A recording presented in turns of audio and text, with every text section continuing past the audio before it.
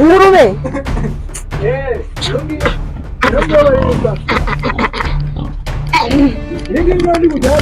iyi ndayiguha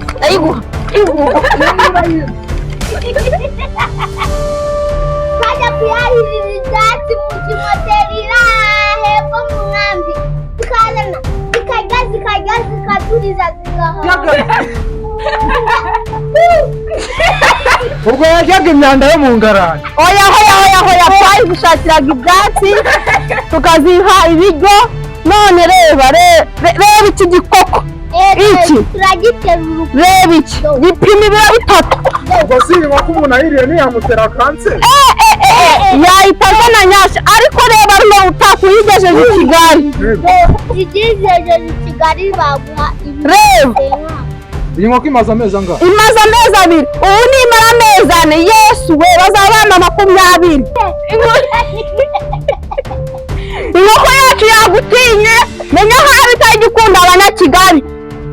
natangiye norora inkoko nk'uko nabikubwiye ngera ku ngurube maze amezi 8 norora inkoko n'ingurube. none ubu naza nyama nyashi kubera inkoko ziratera tukarya ingurube nazikama. ubu iyi niyo nka yanjye.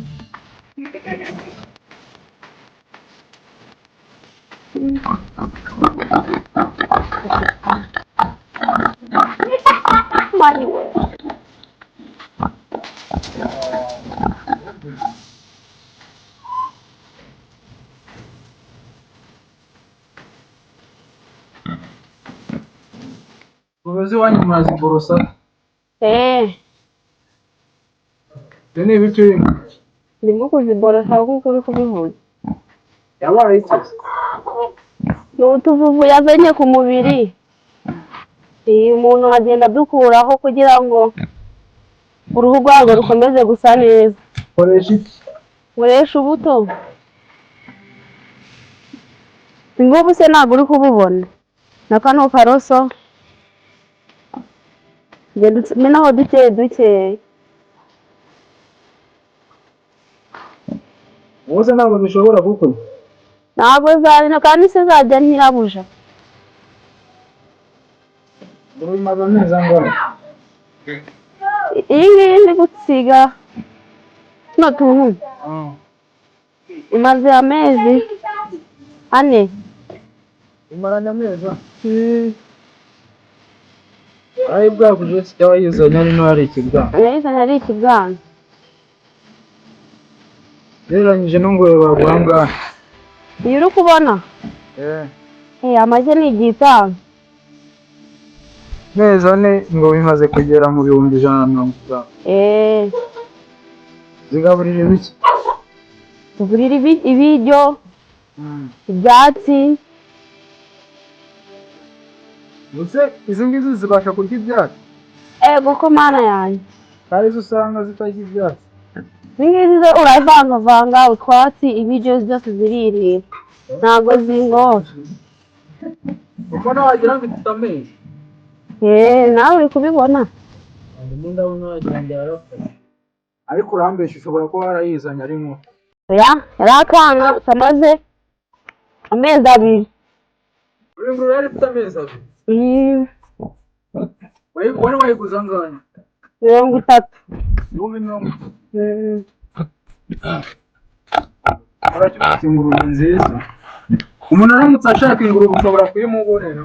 nayimubonera rwose. bose ntabwo wamuhemba? twakumvikana. muri izi ngizi hari niyo watanga? muri izi si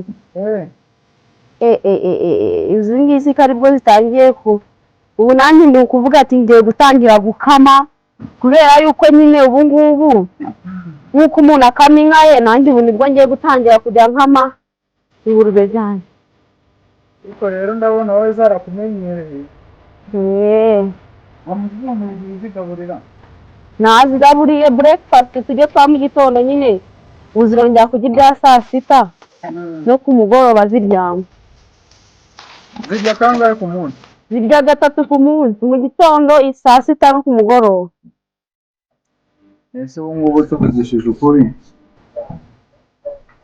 ko hari igihe umuntu aba yumva ashaka gutangira korora, cyane cyane korora ingurube. Twabonye hano ufite n'inkoko twaje kuzireba, ndabona zimwe zagiye, hari n'izindi ntoya twagiye tubona.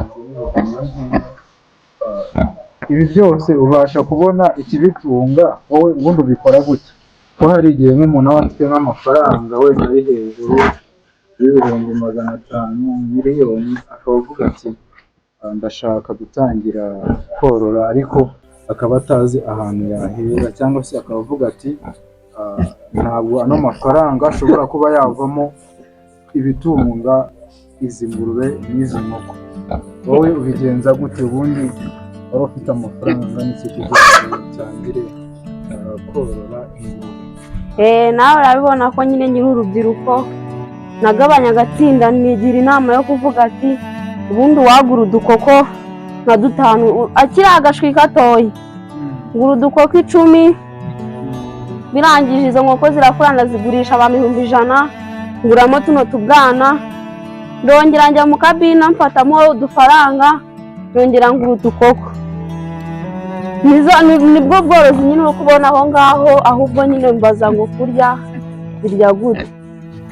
Hanyuma nyine n'ubundi uratubwira ingurube zawe n'izi nkoko zawe zibayeho zite ko byanga byakunda kugira ngo umuntu agire ingurube zingana gutya ndetse abasha kugira n'inkoko zingana gutya?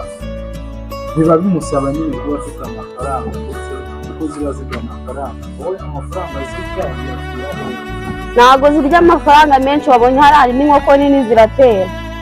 Ziriya nkoko ni nkaho navuga ngo zitunze zino ngurube. Iyo ziteye mu cyumweru ntabwo mbura nk'amagi 30 ngurisha, nkahita ngura ibiryo zabyo.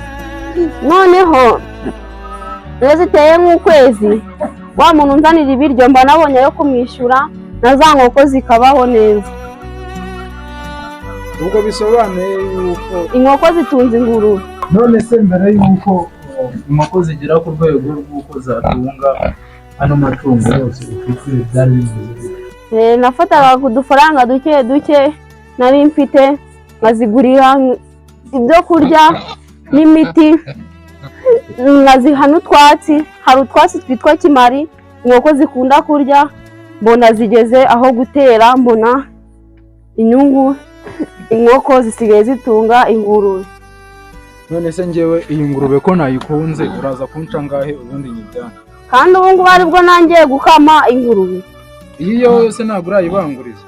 Nayo dore irabanguriye. Iyi gitovu cyanjye ubu nibwo ngiye gutangira. Uko umuntu akama inka rero, ubu niko nanjye ngiye gutangira kujya nkama ingurube. Ajya ingurube buriya ibyarira iminsi ingahe? Ibyarira amezi 3 n'ibyumweru 3 n'iminsi 3. Ubwo bisobanuye ko icyo gihe nyine bigiye kubyara, cyangwa iba yamaze kubyara? Iba yabwaguye. Ubu ngubu ntabwo bakivuga kubwagura, bavuga kubyara, kuko ubu ngubu ibyara amafaranga, ntabwo ari nka kera. Hanyuma ziriya nkoko zawe tubona hariya zimaze igihe kingana iki kugira ngo zibashe kuba zaratangiye gutera?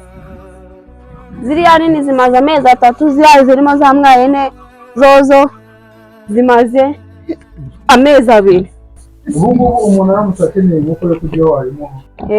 Yo namurebera muri ziriya masake. Ibisake imwe y'ibiro 2 bihagaze amafaranga angahe? Aratwara nyinshi twakumvikana nkamuhera ku 10, ariko aratwara imwe yama 12 kuko niyo zigezeho.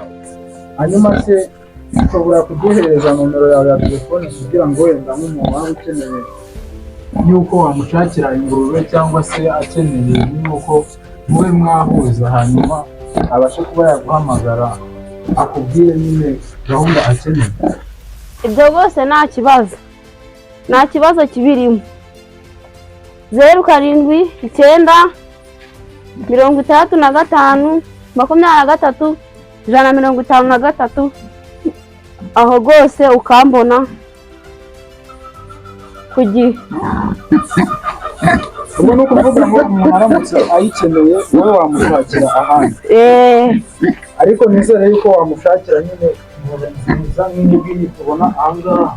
nkamushakira ingurube wenda imeze nabi ari bwa bwoko budakura, kuko ndabona ingurube ufite hano mu bwoko bwiza gusa zose zirakura. tugere ujya gufata no kudushwe. Aka ni akantu shyiramo amazi zikabasha kunywa.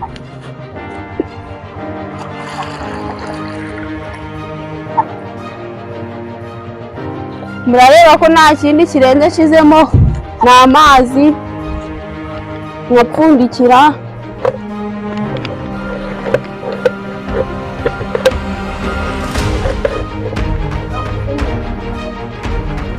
Ubundi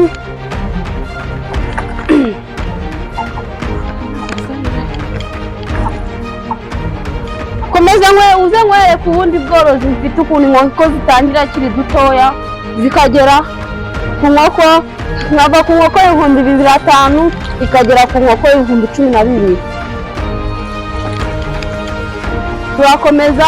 Ahangaha niho norera inkoko nkuru, ahangaha niho mbashe kuba nifashisha mu gihe natari nabona aho gukomereza.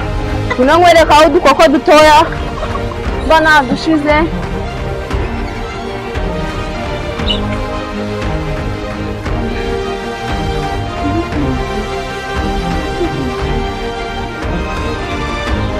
Dore ukuntu inkoko ubundi inkoko iza ingana gutya, nkayigura amafaranga 2,500 ikagera ku 10,000.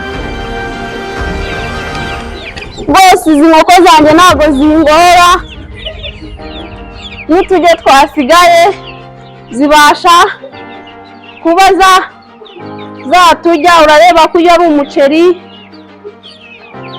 uri kuzibona rwose. Iyi ngiyi imaze icyumweru kimwe, ubu ngubu nyuma y'amezi 2 bazaba bari ku 10,000.